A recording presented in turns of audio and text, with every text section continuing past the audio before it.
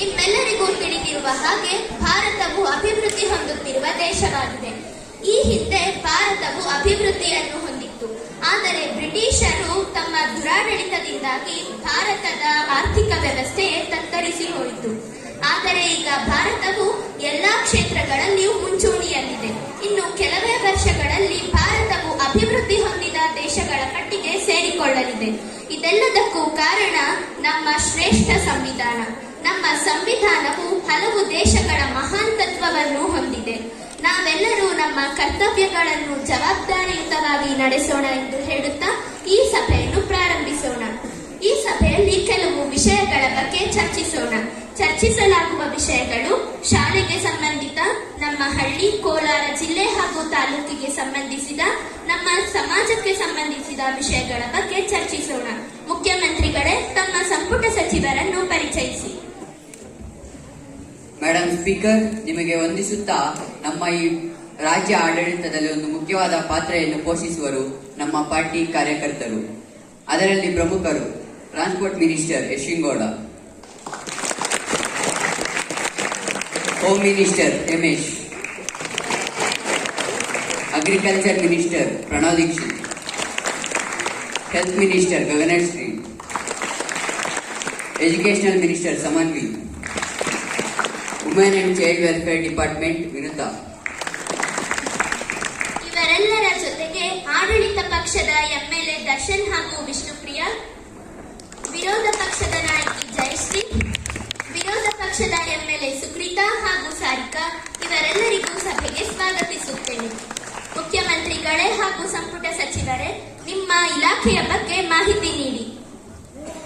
Madam speaker, ನಮ್ಮ ಸರ್ಕಾರವು ಚುನಾವಣೆ ಪ್ರಣಾಳಿಕೆಯಲ್ಲಿ ತಿಳಿಸಿದ ಹಾಗೆ ನಾವು ಅಧಿಕಾರಕ್ಕೆ ಬಂದ ಮೇಲೆ ಈ 5 ಯೋಜನೆಗಳನ್ನು ಅನುಷ್ಠಾನಕ್ಕೆ ತಂದಿದ್ದೇವೆ. ಅದರಲ್ಲಿ ಮೊದಲನೆಯದು ಶಕ್ತಿ ಯೋಜನೆ. ಮಹಿಳೆಯರಿಗೆ ಬಸ್ ಪ್ರಯಾಣ ಉಚಿತ, ಪ್ರತಿ ಮನೆಗೂ 200 ಯೂನಿಟ್ ವರೆಗೂ ವಿದ್ಯುತ್ ಉಚಿತ. ಅನ್ನಭಾಗ್ಯ, ಬಡವರಿಗೆ 10 ಕೆಜಿ ಆಹಾರ ಧಾನ್ಯ, 5 ಕೆಜಿ ಆಹಾರ ಧಾನ್ಯ 170 ರೂಪಾಯಿಯನ್ನು ಕೊಡುತ್ತೇವೆ. ಗೃಹಲಕ್ಷ್ಮಿ, ಪ್ರತಿ ತಿಂಗಳು ಪ್ರತಿ ಗೃಹಿಣಿಗೂ 2,000ವನ್ನು ಕೊಡುತ್ತೇವೆ. ಯುವನಿಧಿ, ಪ್ರತಿ ತಿಂಗಳು ನಿರುದ್ಯೋಗ ಯುವಕ ಯುವತಿಯರಿಗೆ, ಡಿಪ್ಲೊಮೊ ಮಾಡಿದವರಿಗೆ 1,500, ಪದವೀಧರರಿಗೆ 3,000. ಮುಖ್ಯಮಂತ್ರಿಗಳ ಮಾತಿಗೆ ವಿರೋಧ ಪಕ್ಷದವರು ತಮ್ಮ ಅಭಿಪ್ರಾಯ ವ್ಯಕ್ತಿಸಬಹುದು. ಚೀಫ್ ಮಿನಿಸ್ಟರ್, ಇವಾಗ ನೀವು ಹೇಳಿದ್ರಲ್ವಾ ಯುವನಿಧಿ ಅಂತ ಹೇಳ್ಬಿಟ್ಟು ಸ್ಕೀಮ್ ಅಲ್ಲಿ 1,500 ಮತ್ತೆ 3,000 ಕೊಡ್ತೀರಿ ಅಂತ ಹೇಳ್ಬಿಟ್ಟು, ಇವಾಗ ನೀವು ಎಷ್ಟು ವರ್ಷ ಕೊಡ್ತೀರಿ ಅದನ್ನ? ನಾವು ಇದನ್ನು 2 ವರ್ಷದ ಕಾಲ. ಆಮೇಲೆ ಮತ್ತೆ 3 ಇಯರ್ಸ್ ಏನ್ ಮಾಡ್ಬೇಕು ಅವರು? ನಾವು ಅವರಿಗೆ ಕೌಶಲ್ಯ ತರಬೇತಿಯಲ್ಲಿ ಸ್ಕಿಲ್ ಟ್ರೈನಿಂಗ್ಸ್ ಅನ್ನು ಕೊಡುತ್ತೇವೆ. ಅದಾದ ನಂತರ ಉದ್ಯೋಗ ಮೇಳೆಯನ್ನು ಕಂಡಕ್ಟ್ ಮಾಡಿ ಅವರಿಗೆ ಉದ್ಯೋಗವನ್ನು ಕೊಡುತ್ತೇವೆ. ಅವರಿಗೆ ಉದ್ಯೋಗ ಕೊಟ್ಟಿಲ್ಲ ಅಂದ್ರೆ ಡಿವಿ ರೆಸ್ಪಾನ್ಸಿಬಿಲಿಟಿನಾ? ಅದಕ್ಕೆ ನಮ್ಮ ಪಾರ್ಟಿಯೇ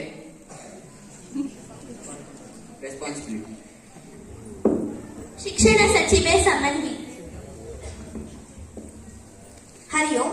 Education plays significant and remedial role in balancing the social economic fabric of the country.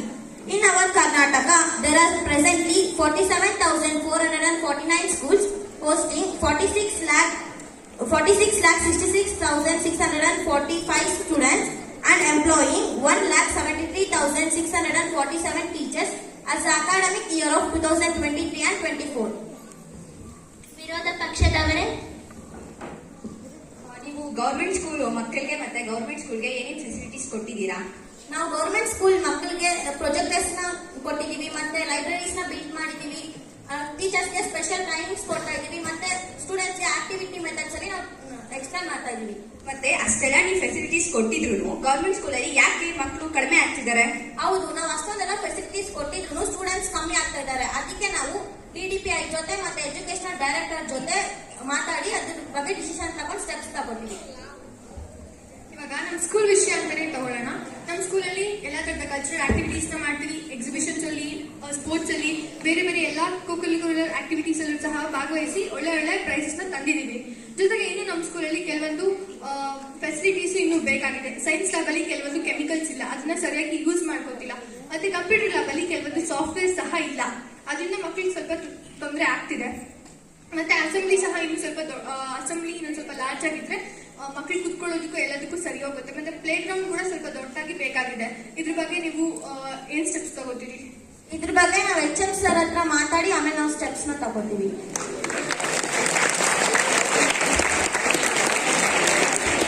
ಮಹಿಳಾ ಮತ್ತು ಮಕ್ಕಳ ಸಚಿವೆ Vinutha R. Hariom. Our government has undertaken many measures to eradicate a social problems are child marriage and child labor. It includes equal pay for equal work, protecting child from exploitation and providing a free and compulsory primary education. ವಿರೋಧ ಪಕ್ಷದವರೇ, ಈಗ ಮಹಿಳೆಯರಿಗೆ ಅಂತ ಉಚಿತ ಪ್ರಯಾಣ ಬಸ್ಸಲ್ಲಿ ನೀಡ್ತಿದ್ದೀರಾ. ಅದ್ರ ಬದಲಿಗೆ ವಿದ್ಯಾರ್ಥಿಗಳಿಗೆ ಅಂದ್ರೆ ಹುಡುಗ ಹುಡುಗಿಯರಿಗೆ ಉಚಿತವಾಗಿ ನೀಡಿದ್ರೆ ಮಕ್ಕಳಿಗೆ ತುಂಬಾ ಹೆಲ್ಪ್ ಆಗ್ತಿತ್ತು. ನಾವು ಫಸ್ಟ್ ಪ್ರಿಫರೆನ್ಸ್ ವುಮೆನ್ಸ್ ಕೊಟ್ಟಿರೋದ್ರಿಂದ ನಾವು ವುಮೆನ್ಸ್ ಗೆ ಫ್ರೀ ಮಾಡಿದೀವಿ. ಅದು ಯಾವ ತರ ರನ್ ಆಗುತ್ತೆ ಅಂತ ಚೆಕ್ ಮಾಡಿ ಮತ್ತೆ ವಿದ್ಯಾರ್ಥಿಗಳಿಗೂ ಕೂಡ ಫ್ರೀ ಮಾಡ್ತೀವಿ. ಆರೋಗ್ಯ ಸಚಿವೆ Gaganashree. Hariom. Our government protecting and providing welfare and social security services. There are 216 government hospitals and 38 medical colleges in Karnataka. We invented vaccines in COVID period to control COVID. Our motto is safeguard the population from diseases and promote overall well-being. We have taken many measures to solve the public health problems. People should utilize the government facilities, government hospitals, vaccinations and expert advice. Students should take healthy, nutritious food. ವಿರೋಧ ಪಕ್ಷದವರೇ, ಇವಾಗ ನೀವು ಎಲ್ಲಾ government hospitals ಅಲ್ಲೂ facilities ಕೊಟ್ಟಿದ್ದೀರಾ? ಕೊಟ್ಟಿದ್ದೀವಿ. ಕೆಲವೊಂದು hospitals ಅಲ್ಲಿ ಇನ್ನೂ ಫೆಸಿಲಿಟೀಸ್ ಇಲ್ಲ. ಇನ್ ಕೆಲವೊಂದು ಹಾಸ್ಪಿಟಲ್ಸ್ ಅಲ್ಲಿ ಫೆಸಿಲಿಟೀಸ್ ಇದ್ರೂ ಸಹ ಜನರು ಇದನ್ನ ಯೂಸ್ ಮಾಡ್ಕೋತಿಲ್ಲ. ಇದ್ರ ಬಗ್ಗೆ ನೀವೇನ್ ಹೇಳ್ತೀರಿ? ನಾವು ಆರೋಗ್ಯ ಕರ್ನಾಟಕ ಸ್ಕೀಮ್ ಮತ್ತೆ ಯಶಸ್ವಿನಿ ಹೆಲ್ತ್ ಸ್ಕೀಮ್ ಮತ್ತೆ ಪ್ರಧಾನಮಂತ್ರಿ ಆರೋಗ್ಯ ಯೋಜನಾ ಸ್ಕೀಮ್ ಅಂತ ಸ್ಕೀಮ್ಸ್ ತಂದಿದ್ದೀವಿ. ಆ ಸ್ಕೀಮ್ಸ್ ಪೂರ್ ಪೀಪಲ್ಸ್ಗೆ ಫ್ರೀ ಟ್ರೀಟ್ಮೆಂಟ್ ಕೊಡುತ್ತೆ. ಎಲ್ಲಿ ನೀವು ಇವಾಗ ಎಲ್ಲಿ ಆ ತರ ಆಗ್ತಿದ್ಯೋ ಅಲ್ಲಿ ನಾವು ಹೋಗಿ ಇನ್ವೆಸ್ಟಿಗೇಟ್ ಮಾಡಿ ಸ್ಟೆಪ್ಸ್ ತಗೋತೀವಿ. ಕೃಷಿ ಸಚಿವ Pranav Dixit. We have concern about farmers. Our government always support to the farmers. In the budget also we provided more funds to the farmers. Farmers should live dignified life. I am requesting to the farmers, citizens of government welfare schemes and subsidies. Agriculture is the backbone of our country, economic strength. We will put 100% effort to our country's strength of our backbone. ವಿರೋಧ ಪಕ್ಷದವರೇ, ಈಗ fertilisers ಬೆಲೆ ಎಲ್ಲ ಏರಿಕೆ ಮಾಡ್ತಿದ್ದೀರಾ. ಇದರಿಂದ ರೈತರಿಗೆ ತುಂಬಾ ತೊಂದರೆ ಆಗ್ತಿದೆ. ಹಾಗಾಗಿ ರೈತರು ಆತ್ಮಹತ್ಯೆಗೆ ಬಲಿ ಆಗ್ತಿದ್ದಾರೆ. ನೋಡಿ, ನಾವು ಅದಕ್ಕಾಗಿ ಕೆಲವೊಂದು ಮಾಡರ್ನ್ ಟೆಕ್ನಾಲಜಿನ ಬಳಸಿದಿರಿ. ನಾವೀಗ ಪ್ರತಿ ಒಂದು 10 ಊರಿಗೂ ಒಂದು ಕೋಲ್ಡ್ ಸ್ಟೋರೇಜ್ ಮಾಡಿದಿರಿ. ರೈತರು ಬೆಳೆದ್ರ ಯಾವ ಬೆಳೆದಿರೋ ಬೆಲೆಗಳನ್ನ ಅದ್ರ ಎತ್ಕೊಂಡ್ಬಂದು ಸ್ಟೋರ್ ಮಾಡಿದ್ರೆ ಅವರು ಯಾವಾಗ ಮಾರ್ಕೆಟ್ ಅಲ್ಲಿ ಅದು ಪ್ರೈಸ್ ಚೆನ್ನಾಗಿ ಬರ್ತಾ ಹೋಗೋದನ್ನ ಮಾಡ್ಕೋಬಹುದು. ಸಾರಿಗೆ ಸಚಿವ Yashwin Gowda. Transport Department providing sufficient services to trade, agriculture, industry, joining hands with tourism. Lakhs of women utilizing the government facilities. We created the Shakti Yojana and buses free for all the women in Karnataka. It secures women and safety for women. It helps to the poor people. Shakti Yojana is more useful in Karnataka. Our department providing sufficient service to the people. ವಿರೋಧ ಪಕ್ಷದವರೇ, ಇವಾಗ ನೀವು ಶಕ್ತಿ ಯೋಜನೆ ಅಂತ ಹೇಳ್ಬಿಟ್ಟು ಜಾರಿಗೆ ತಂದಿದ್ದೀರಲ್ವಾ, ಇದರಿಂದ ಗವರ್ಮೆಂಟ್ಗೆ ತುಂಬಾ ನಷ್ಟ ಆಗ್ತಿದೆ. ದಿನಕ್ಕೆ ಏನಿಲ್ಲ ಅಂದ್ರೂ ಲಕ್ಷದ ಮೇಲೆ ಆಗ್ತಿದೆ. ತುಂಬಾ ಜನ ಪ್ರಯಾಣ ಮಾಡ್ತಿದ್ದಾರೆ. ಇದನ್ನ ಯೂಸ್ ಸಹ ಮಾಡ್ಕೊಂಡಿದ್ದಾರೆ ತುಂಬಾ ಜನ. ಬಟ್ ಇದರಿಂದ ಗವರ್ಮೆಂಟ್ಗೆ ತುಂಬಾ ನಷ್ಟ ಆಗುತ್ತೆ. ಇದು ನಿಮ್ಗೆ ತುಂಬಾ ಬರ್ಡನ್ ಅನ್ಸ್ಬೋದು. ಇದರಿಂದ ಹೇಗೆ ಈಚೆ ಬರ್ತಿದ್ದೀರಿ? ನಾವು ಬಡ ಮಹಿಳೆಯರಿಗೆ ಮತ್ತು ಹಿಂದುಳಿದ ವರ್ಗದವರಿಗೆ ಉಪಯೋಗವಾಗಲಿ ಎಂದು ಈ ಯೋಜನೆಯನ್ನು ಜಾರಿಗೆ ತಂದಿದ್ದೇವೆ. ಇದರಿಂದ ಹೊರಬರೋದಕ್ಕೆ ನಾವು ನ್ಯೂ ರೆವೆನ್ಯೂ ಸೋರ್ಸಸ್ ಇಂದ ಈ ಪ್ರಾಬ್ಲಮ್ ನ ಸಾಲ್ವ್ ಮಾಡ್ತೀವಿ. ಗೃಹ ಸಚಿವ ಹೇಮೇಶ್. ಗುಂಪು ಹಿಂಸಾಚಾರವನ್ನು ತಡೆಯಲು ನಮ್ಮ ಇಲಾಖೆ ಸೂಕ್ತ ಸಲಹೆಗಾರರ ಮುನ್ನೆಚ್ಚರಿಕೆಯನ್ನು ತೆಗೆದುಕೊಳ್ಳುತ್ತಿದೆ. ಮಧ್ಯ ಮಕ್ಕಳು ಮತ್ತು ವಿದ್ಯಾವಂತರ ವರ್ಗದವರು ಸಾರ್ವಜನಿಕರಲ್ಲಿ ಜಾಗೃತಿ ಮಾಡಿಸಿ ಸಮಾಜದಲ್ಲಿ ಶಾಂತಿ ಕಾಪಾಡಬೇಕು. ನಮ್ಮ ಇಲಾಖೆ ಆಂತರಿಕ ಭದ್ರತೆ ಪರಿಸ್ಥಿತಿಯನ್ನು ಸಮಸ್ಯೆಯನ್ನು ಸೂಕ್ತ ಸಲಹೆಗಾರರ ಹಂಚಿಕೆಯನ್ನು ನಿರಂತರವಾಗಿ ಮೇಲ್ವಿಚಾರಣೆ ಮಾಡುತ್ತಿದೆ. Intelligence regard extended man power ಹಣಕಾಸು ಬೆಂಬಲ ಮಾರ್ಗದರ್ಶನವು ಎಸ್ಟಿ ದುಬಾರಿಯಾಗಿದೆ. ಸೌಹಾರ್ದತೆಯ, ಶಾಂತಿಯ, ಭದ್ರತೆಯ ನಿವಾರಣೆಗಾಗಿ. ವಿರೋಧ ಪಕ್ಷದವರೇ, ಈಗ ನೀವು ವಿಐಪಿಸ್ ನ ಮತ್ತೆ ಆರ್ಡಿನರಿ ಪೀಪಲ್ ನ ಒಂದೇ ತರ ನೋಡ್ತಿದ್ದೀರಾ. ಇವಾಗ ವಿಐಪಿಸ್ ಅವ್ರೇನ ಜೈಲ್ಗೆ ಹೋದ್ರೆ ಅವರು ದುಡ್ಡಿರೋರು ಆರಾಮಾಗಿ ಬೇಲ್ ತಗೊಂಡು ಅವ್ರು ಆಚೆ ಬರ್ತಿದ್ದಾರೆ. ಅದೇ ಆರ್ಡಿನರಿ ಪೀಪಲ್ಸ್ ಅವ್ರೇನ ತಪ್ಪು ಮಾಡ್ತಿದ್ರು ಅವ್ರು ಬೇಲ್ ಸಿಗ್ತಿಲ್ಲ. ನೀವೆಲ್ಲರೂ ಈಕ್ವಲ್ ಆಗಿ ನೋಡ್ತಿದ್ದೀರಾ. ಭದ್ರತೆ ಅಗತ್ಯವಿದ್ದರೆ ಅವರಿಗೂ ಕೂಡ ಸೌಲಭ್ಯವನ್ನು ನೀಡುತ್ತದೆ. Question hour. ಚೀಫ್ ಮಿನಿಸ್ಟರ್, ಇವಾಗ ನೀವು ಆಲ್ಕೋಹಾಲ್ ಇಂದ ತುಂಬಾ ಜನಕ್ಕೆ ತುಂಬಾ ತರದ ಕಷ್ಟಗಳು ಉಂಟಾಗ್ತಿದೆ. ಇದ್ರ ಬಗ್ಗೆ ನೀವೇನ್ ಹೇಳ್ತೀರಿ? ಆಲ್ಕೋಹಾಲ್ ನ ಪ್ರೊಹಿಬಿಟ್ ಮಾಡೋದಕ್ಕೆ ಏನಾದ್ರೂ ಮೆಷರ್ಸ್ ತಗೊಂಡಿದ್ದೀರಾ?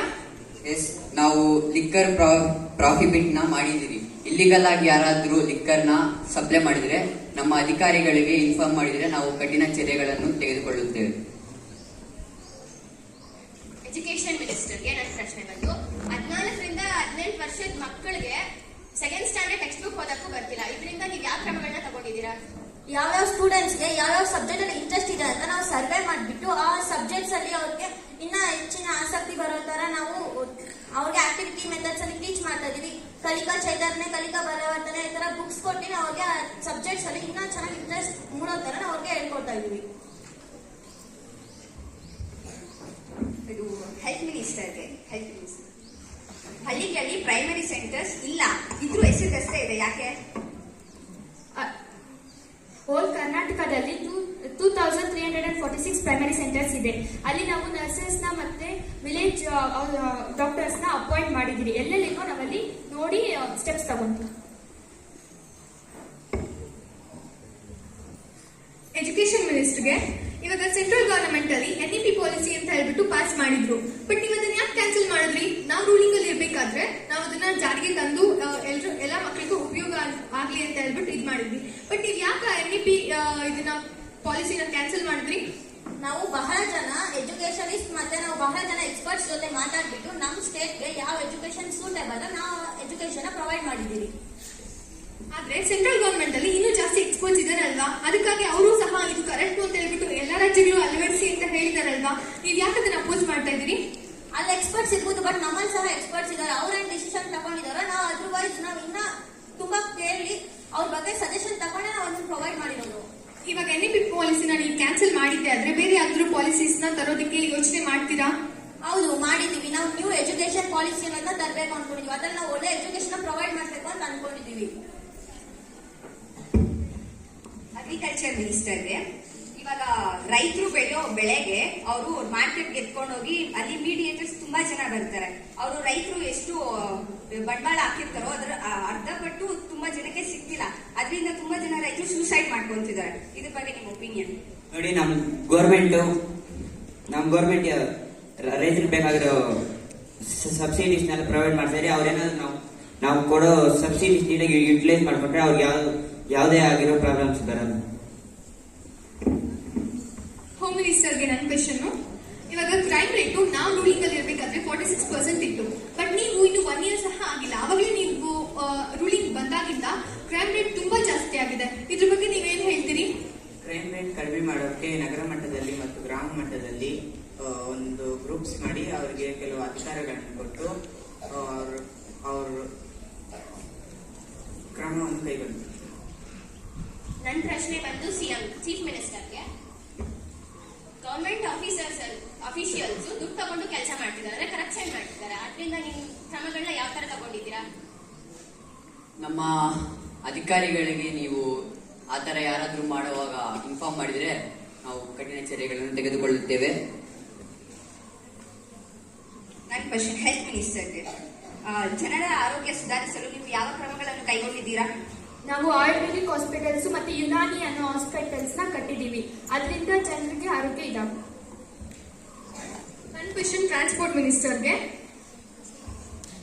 ಇವಾಗ ನೀವು ತುಂಬಾ ಕಡೆ ಬಸ್ಸಸ್ ಇಲ್ಲ, ತುಂಬಾ ಮಕ್ಕಳು ಅಂದ್ರೆ 5 ಗಂಟೆ ಮೇಲೆ ತುಂಬಾ ಕೆಲವು ಬಸ್ಸುಗಳು ಓಡಾಡ್ತಿದೆ. ತುಂಬಾ ಮಕ್ಕಳಿಗೆ ಎಷ್ಟು ಪ್ರಾಬ್ಲಮ್ ಆಗ್ತಿದೆ ಅಂದ್ರೆ ಅವ್ರ ಮನೆಗೆ ಹೋಗೋದು 7 o'clock ಆಗ್ತಿದೆ.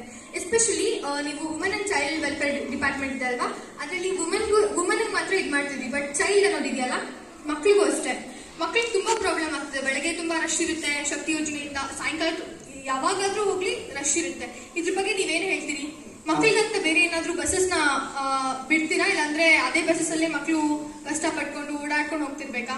ನಾವು ಸ್ಪೆಷಲ್ ಚೆಕಿಂಗ್ ಸ್ಕ್ವಾಡ್ ನ ಅಪಾಯಿಂಟ್ ಮಾಡಿದ್ದೀವಿ. ಅವರು ಇದನ್ನ ನೋಡ್ಕೊಂತಾರೆ. ನಾವು ಕಠಿಣ ಕ್ರಮ ಕೈಗೊಳ್ತೀವಿ. ನನ್ನ ಕ್ವಶನ್ MLAಗೆ, ಇವಾಗ ನೀವು ಹೈವೇ ರೋಡ್ಸ್ ನ ಮತ್ತೆ ಸಿಟೀಸ್ ಅಲ್ಲಿರೋ ರೋಡ್ಸ್ ಮಾತ್ರ ಇಂಪ್ರೂವ್ ಮಾಡ್ತಿದ್ದೀರಾ, ಅದೇ ವಿಲೇಜಸ್ ಅಲ್ಲಿರೋ ರೋಡ್ಸ್ ಗೆ ಯಾಕೆ ನೀವು ಇಂಪ್ರೂವ್ ಮಾಡ್ತಿಲ್ಲ? ತುಂಬಾ ಮಳೆ ಎಲ್ಲ ಬಂದಾಗ ತುಂಬಾ ಚೆನ್ನಾಗಿರಲ್ಲ ಓಡಾಡೋದಕ್ಕೆ.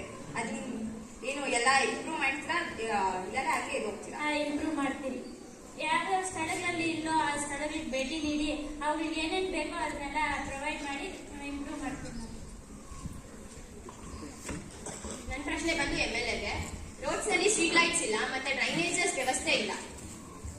ನಾವು ಇದರ ಸಂಬಂಧಪಟ್ಟ ಅಧಿಕಾರಿಗಳೊಂದಿಗೆ ಚರ್ಚೆ ಮಾಡಿ ಕ್ರಮ ಕೈಗೊಳ್ಳಬೇಕೆಂದು ಹೇಳುತ್ತೇವೆ. ನನ್ನ ಕ್ವೆಶನ್ MLAಗೆ.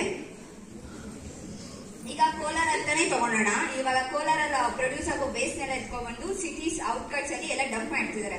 ಇವಾಗ ನೀವು ಪರ್ಮಿಷನ್ ಕೊಟ್ಟಿದ್ದೀರಾ ಡಂಪ್ ಮಾಡಕ್ಕೆ? ಮತ್ತೆ ಯಾಕೆ ಡಂಪ್ ಮಾಡ್ತಿದ್ದಾರೆ? ಅದಕ್ಕಿಂತ ಜಾಸ್ತಿ ಯೋಜನೆಗಳು ತಂದಿದ್ದೀವಿ. ಒಂದೊಂದು ಏರಿಯಾಗೆ ಒಂದೊಂದು ಗಾಡಿಗಳನ್ನು ಕಳಿಸ್ತಾ ಇದ್ದೀರಿ. ಅಲ್ಲಿ ಹೋಗಿ ಕಸನ ತಗೊಂಡು ಮತ್ತೆ ಅದನ್ನ ಡಂಪ್ ಮಾಡಿ ಅದನ್ನ ಕ್ರಶ್ ಮಾಡೋದಕ್ಕೆ ಒಂದು ಡಿಪಾರ್ಟ್ಮೆಂಟ್ ಇದೆ, ಅಲ್ಲಿ ಹೋಗಿ ಎಲ್ಲ ಡಂಪ್ ಮಾಡ್ತಾ ಇದ್ದೀರಿ. ಇನ್ನು ನಾವು ಜಾಸ್ತಿ ಯೋಜನೆಗಳನ್ನು ತರಬೇಕಂತ ಪ್ಲಾನ್ ಮಾಡ್ತಾ ಇದ್ರಿ, ಅದನ್ನ ತರ್ತೀವಿ. ಇವಾಗ ನೀವು ಸಿಟಿ ಔಟ್ಕಟ್ಸ್ ಅಲ್ಲಿ ಮಾತ್ರನೇ ಡಂಪ್ ಮಾಡ್ತಿದ್ದೀರಿ ಅಂತ ಹೇಳ್ತಿದ್ದೀರಲ್ಲ, ಇವಾಗ ರೋಡ್ ಸೈಡ್ ಹೋದ್ರೆ ಸಾಕು, ಅಲ್ಲಿ ಬರೀ ಪ್ಲಾಸ್ಟಿಕ್ ಇರುತ್ತೆ. ಎಲ್ಲ ಗಾರ್ಬೇಜ್ಗಳ ತಂದು ರೋಡಲ್ಲೇ ಹಾಕಿರ್ತಾರೆ. ಇದ್ರ ಬಗ್ಗೆ ನೀವೇನು ಹೇಳಲ್ವಾ? ಅದಕ್ಕಂತ ನಾವು ಡಸ್ಟ್ಬಿನ್ಸ್ ಇಟ್ಟಿರ್ತೀವಿ. ಡಸ್ಟ್ಬಿನ್ಸ್ ಇಟ್ಟಿದ್ರು ಕೂಡ ತುಂಬಾ ಜನ ಅದನ್ನ ಯೂಸ್ ಮಾಡ್ಕೋತಿಲ್ಲ. ಇದನ್ನ ನೀವು ಯೂಸ್ ಮಾಡ್ಕೊಳ್ಳೋ ತರ ಜನರಿಗೆ ಏನಾದ್ರೂ ಪ್ರಚಾರ ಮಾಡಿದ್ದೀರಾ? ಪ್ರಚಾರವನ್ನು ಮಾಡಿದ್ದೀವಿ. ನಾವು ನ್ಯೂಸ್ ಪೇಪರ್ ಅಲ್ಲಿ ಮತ್ತೆ ಅವೇರ್ನೆಸ್ ಪ್ರೋಗ್ರಾಮ್ಸ್ ಮಾಡಿದ್ದೀವಿ.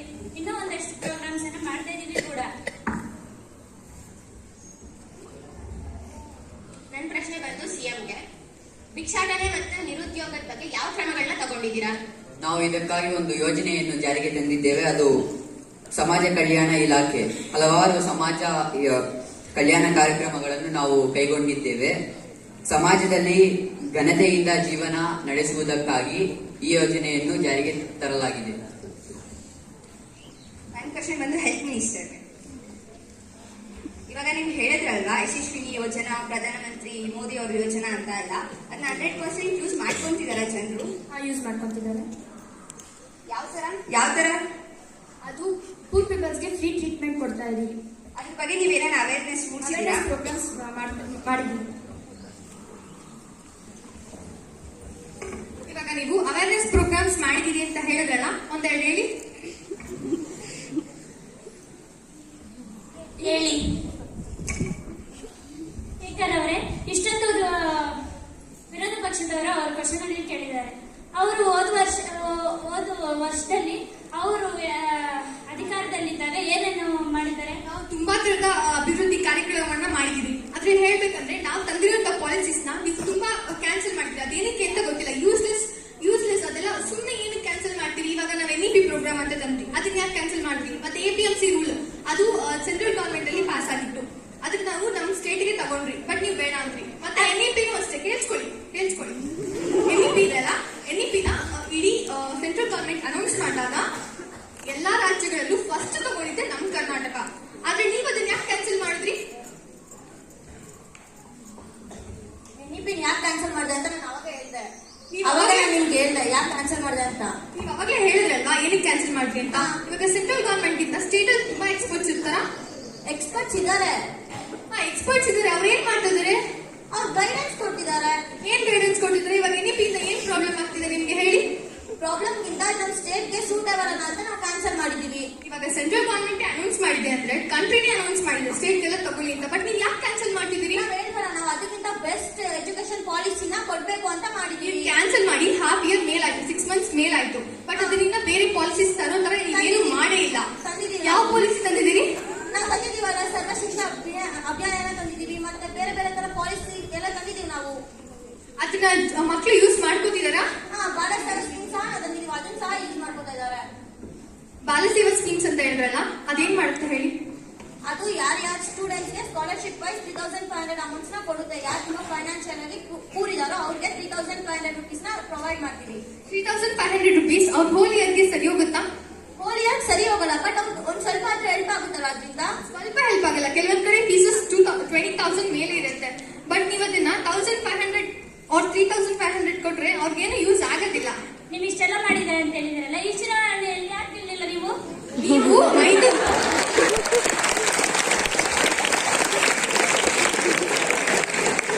ಇವಾಗ ನೀವು 5 ಗ್ಯಾರಂಟಿ ಯೋಜನೆಗಳಂತ ಹೇಳ್ಬಿಟ್ಟು ಮಾಡಿ ಇದ್ ಮಾಡಿ ಮತ್ತೆ ಅಮೌಂಟ್ ಸ್ವಲ್ಪ ಕರಪ್ಷನ್ ನಿಮ್ಮಲ್ಲೇ ಇದೆ ಕರಪ್ಷನ್ ನಮ್ಗೇನೆ ಹೇಳ್ತೀರಿ ಕರಪ್ಷನ್ ಅಂತಾರೆಲ್ಲ ಹೇಳ್ಬಿಟ್ಟು ಅಮೌಂಟ್ ಕೊಟ್ಟು ಎಲ್ಲ ಮಾಡಿ ನೀವೇ ಗೆದ್ದಿರೋದು ಅಂತ ನಮಗೂ ಗೊತ್ತು. ಇದು ನ್ಯಾಯಯುತವಾದ ಚುನಾವಣೆ ಅಲ್ಲ ಅಂತ ಹೇಳ್ಬಿಟ್ಟು ನಮಗೂ ಗೊತ್ತಿದೆ. ನೀವು ಲಾಸ್ಟ್ ಇಯರ್ ಅಧಿಕಾರದಲ್ಲಿದ್ದಾಗ 40% ಕಮಿಷನ್ ಇಸ್ಕೊಂಡಿದ್ದೀರಾ. ಅದು ಕೇಸು ಕೋರ್ಟ್ ಅಲ್ಲಿ ಇದೆ, ಇನ್ನೂ ಪ್ರೂವ್ ಆಗಿಲ್ಲ. ನಿಮ್ಗ ಅಧಿಕಾರ ಇಲ್ಲ ಹೇಳೋದಕ್ಕೆ. ಪ್ರೂವ್ ಆಗಿದ್ರೆ ಮಾತ್ರ ಹೇಳ್ಬೇಕು. ನಮಗೂ ನೀವು ಹೇಳ್ತಿರೋದೆಲ್ಲ ಪ್ರೂವ್ ಆಗಿಲ್ಲ. ಪ್ರೂವ್ ಆಗಿರೋದಕ್ಕೆ ಹೇಳ್ತಿರೋದು. ನೀವು 40% ಕರಪ್ಷನ್ ಅಂತ ಹೇಳ್ಬೇಡ್ವಾ, ನಮ್ಮ ಅಧಿಕಾರಿಗಳು ತಗೊಂಡಿದ್ದೀರಿ ಅಂತ ಹೇಳ್ಬಿಟ್ಟು ಅದಿನ್ನು ಕೋರ್ಟ್ ಕೇಸಲ್ಲಿ ಇದೆ. ಇನ್ನು ನೀವು ಅದನ್ನ ಪ್ರೂವ್ ಮಾಡಿಲ್ಲ. ಪ್ರೂವ್ ಮಾಡಿ ನೀವು ನಮ್ಮ ಮೇಲೆ ಅಲಿಗೇಷನ್ಸ್ ನ ಹಾಕ್ಬಾರ್ದು. ಆಗ ನೀವು ಸಹ ಹಾಕ್ಬಾರ್ದು. ನಾವು ಹೇಳಿದ್ನೆಲ್ಲ ಪೊಲೀಸ್ ಸಹ ನಾವು ಪ್ರೂವ್ ಮಾಡಿದೀವಿ. ಎಲ್ಲಿ ಪ್ರೂವ್ ಮಾಡಿದಿರಿ? ಜಯಶ್ರೀ ಸಾಕು ಕುತ್ಕೊಳ್ಳಿ. ಬೇರೆ ಪ್ರಶ್ನೆ ಇದ್ರೆ ಕೇಳ್ಬೋದು. ನನ್ನ ಪ್ರಶ್ನೆ ಬಂದು ಅಗ್ರಿಕಲ್ಚರ್ ಮಿನಿಸ್ಟರ್ಗೆ. ಮಾಡರ್ನ್ ಟೆಕ್ನಾಲಜಿನ ಈಗ ಯಾವ ತರ ಇಂಪ್ರೂವ್ ಮಾಡ್ತಿದ್ದೀರಾ? ನಾವು ಅದಕ್ಕಾಗಿ ಅಂತ ಸ್ವಲ್ಪ ಸ್ಕೀಮ್ಸ್ ಎಲ್ಲ ಮಾಡಿದಿರಿ. ರಾಷ್ಟ್ರೀಯ ಕೃಷಿ ವಿಕಾಸ್ ಯೋಜನೆ ಅನ್ನೋದು ಮಾಡಿದಿರಿ, ಕೃಷಿ ಭಾಗ್ಯ ಅನ್ನೋದು ಮಾಡಿದಿರಿ, ಅಗ್ರಿಕಲ್ಚರ್ ಎಕ್ಸ್ಟೆನ್ಷನ್ ಅಂಡ್ ಟ್ರೈನಿಂಗ್ ಅನ್ನೋ ಇದೆಲ್ಲ ಸ್ಕೀಮ್ಸ್ ಎಲ್ಲ ತಗೊಂಡ್ಬಂದಿದ್ದೀವಿ.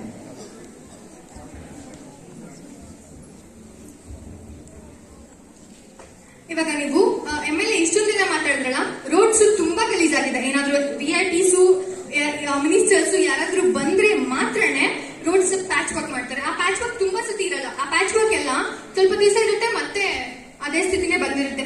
ರೋಡ್ಸ್ ಬಗ್ಗೆ ನೀವೇನಾದ್ರೂ ಅಬ್ಸರ್ವ್ ಮಾಡಿದ್ದೀರಾ? ಅಬ್ಸರ್ವ್ ಮಾಡ್ತಾ ಇದೀರಿ, ಆದ್ರೆ ನೀವೇನ್ ಮಾಡಿದೀರಾ? ನೋಡಿದ್ರು ನೀವೇನ್ ಮಾಡ್ತೀರಿ ಅಂತೀರಿ. ಅದಕ್ಕೆ ನಾವು ಮಾಡಿರೋದಕ್ಕೆ ಇದು ಸೆಂಟ್ರಲ್ ಗವರ್ಮೆಂಟ್ ಅಲ್ಲಿ ಕೂಡ ಬಿಜೆಪಿನೇ ಇರೋದು, ಕಾಂಗ್ರೆಸ್ ಎಲ್ಲ ಇರೋದು ಸೆಂಟ್ರಲ್ ಗವರ್ಮೆಂಟ್ ಅಲ್ಲಿ. ಕೇಳಿಸ್ಕೊಳ್ಳಿ, ಅರ್ಥ ಮಾಡ್ಕೊಳ್ಳಿ. ಫೋನಲ್ಲಿ ನೋಡ್ ಸಹ ಇದು ಮಾಡ್ಕೊಳ್ಳಿ. ಹೆಲ್ತ್ ಮಿನಿಸ್ಟರ್ಗೆ ಇವಾಗ ಗವರ್ಮೆಂಟ್ ಹಾಸ್ಪಿಟಲ್ ಅಲ್ಲಿ ಬೇಸಿಕ್ ಫೆಸಿಲಿಟೀಸ್ ಇಲ್ಲ ಇದ್ರೂ ಅದನ್ನ ತುಂಬಾ ಜನ ಗವರ್ಮೆಂಟ್ ಹಾಸ್ಪಿಟಲ್ಗೆ ಹೋಗ್ತಲ್ಲ, ಅವ್ರಿಗೆ ನಂಬಿಕೆ ಇಲ್ಲ ಗವರ್ಮೆಂಟ್ ಹಾಸ್ಪಿಟಲ್ ಅವ್ರ ಮೇಲೆ. ಗವರ್ಮೆಂಟ್ ಹಾಸ್ಪಿಟಲ್ಸ್ ಅಲ್ಲಿ ಫೆಸಿಲಿಟೀಸ್ ಇದೆ. ನಾವು ಆಯುಷ್ಮಾನ್ ಕಾರ್ಡ್ ಹೆಲ್ತ್ ಕಾರ್ಡ್ಸ್ ನ ಕೊಡ್ತಾ ಇದೀವಿ. ಆ ಹೆಲ್ತ್ ಕಾರ್ಡ್ಸ್ ನ ತೋರಿಸಿದ್ರೆ ಅದಕ್ಕೆ ಫ್ರೀ ಟ್ರೀಟ್ಮೆಂಟ್ ಕೊಡ್ತೀವಿ.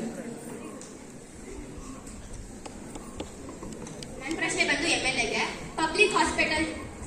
ಪಬ್ಲಿಕ್ ಟಾಯ್ಲೆಟ್ಸ್ ಇಲ್ಲ. ನಾವು ಆ ಪ್ಲೇಸಸ್ ನಾವು ಆಲ್ರೆಡಿ ಹೇಳಿದ್ರಿ. ಆ ಪ್ಲೇಸಸ್ ಹೋಗಿ ಅದ್ರ ಬಗ್ಗೆ ಆ ಪ್ಲೇಸಸ್ ಎಲ್ಲೆಲ್ಲಿ ಇಲ್ಲ ಅಲ್ಲೆಲ್ಲ ಕಟ್ಸೋದಕ್ಕಂತ ನಾವು ಪ್ಲಾನ್ ಮಾಡ್ತೀವಿ. ನೀವು ಪ್ಲಾನ್ ಮಾಡೋದ್ರಲ್ಲೇ ಇದ್ದೀರಿ. ಪ್ಲಾನ್ ಮಾಡೋದಕ್ಕಿಂತ ಜಾಸ್ತಿ ನೀವೇನ್ ಮಾಡಿದಿರಿ ಅಂತ ನಮ್ಮನ್ನು ಕೇಳೋದ್ರಲ್ಲೇ ಇದ್ದೀರಿ.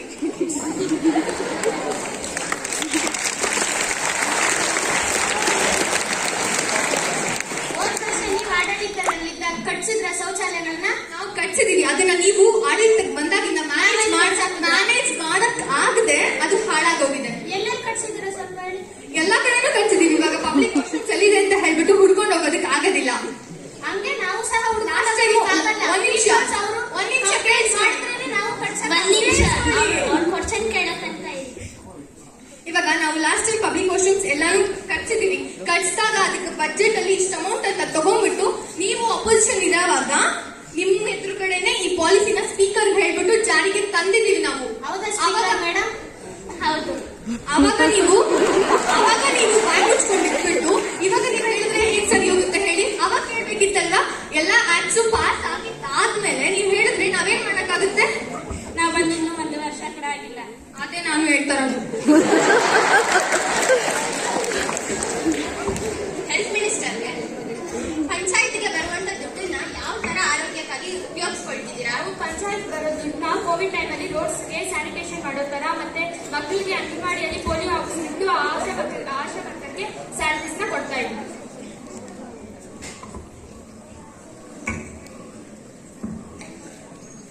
ಇವಾಗ ಅನ್ನಭಾಗ್ಯ ಯೋಜನೆ ಹೇಳಿದಿರಲ್ವಾ?